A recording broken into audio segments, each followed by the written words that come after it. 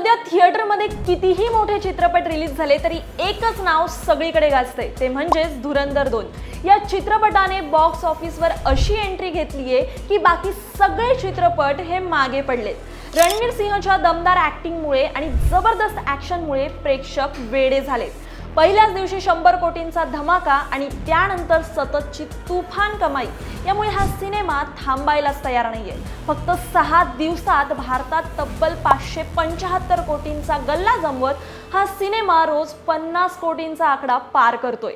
मंगळवारी सुद्धा 56.55 कोटींची कमाई म्हणजे अजूनही क्रेज कमी झालेला नाहीये।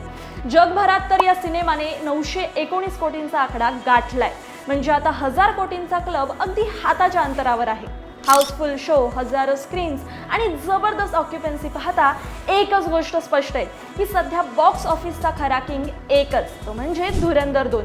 याआधी धुरंधर या चित्रपटाने जगभरात बॉक्स ऑफिसवर 1000 कोटींचे कलेक्शन पूर्ण केलं होतं। आता बघायचं एवढंच आहे की धुरंधर द रिव्हेंज हा सिनेमा 1000 कोटींचा रेकॉर्ड मोडणार का आणि किती लवकरात। तुम्हाला काय वाटतं धुरंधर 2 बद्दल? तुमचं मत आणि आवडता सीन हा कमेंटमध्ये आम्हाला नक्की सांगा।